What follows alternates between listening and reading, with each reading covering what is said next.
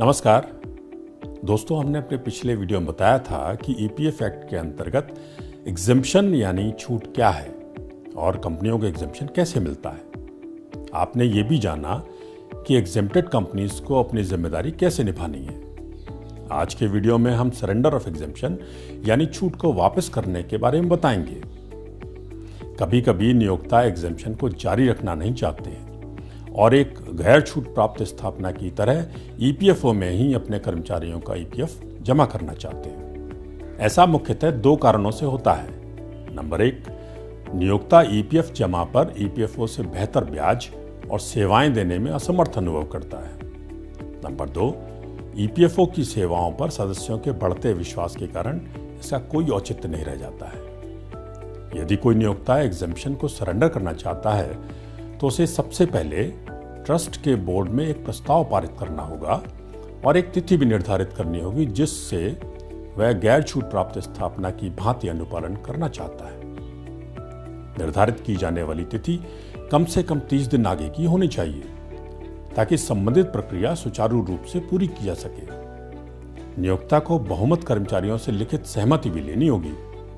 इसके बाद उसे निर्धारित फॉर्म SE1 में एग्जेम्पशन ग्रांट करने वाली सरकार को संबोधित आवेदन संबंधित आरपीएफसी को ईमेल और डाक से भेजना चाहिए। इस आवेदन के साथ उसे कुछ डॉक्यूमेंट्स भी संलग्न करने होंगे जिनमें प्रमुख हैं गैर छूट प्राप्त स्थापना के रूप में कंप्लायंस करने की अनुमति देने हेतु अनुरोध पत्र, ट्रस्ट द्वारा किसी भी आर्थिक नुकसान की भरपाई करने की अंडरटेकिंग, ट्रस्टी बोर्ड के रेजोल्यूशन की नियोक्ता द्वारा प्रमाणित प्रति, ट्रस्टी बोर्ड के रेजोल्यूशन की ट्रस्टीज द्वारा प्रमाणित प्रति, पिछले 3 साल के कंप्लायंस ऑडिट के ऑब्जर्वेशंस के जवाब, कर्मचारियों की सहमति का पत्र, छूट प्रदान करने वाली अधिसूचना की प्रति, ट्रस्ट के कॉर्पस का विवरण और पिछले 3 साल की बैलेंस शीट की प्रतियां एवं कुछ अन्य डॉक्यूमेंट्स जो आवश्यक हों।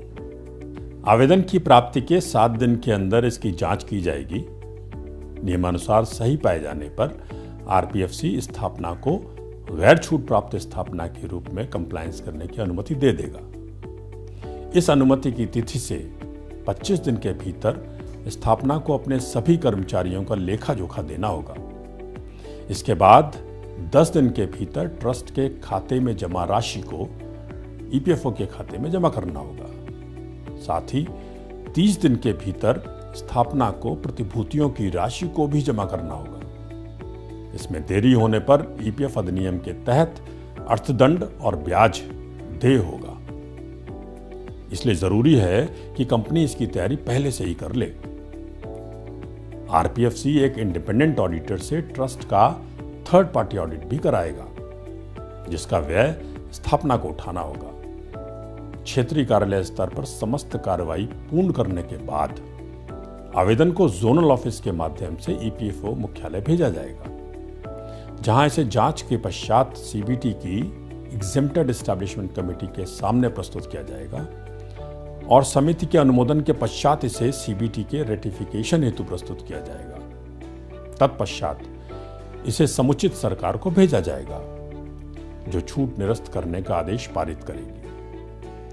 यह आदेश सरकारी गजट में अधिसूचना के रूप में प्रकाशित किया जाएगा।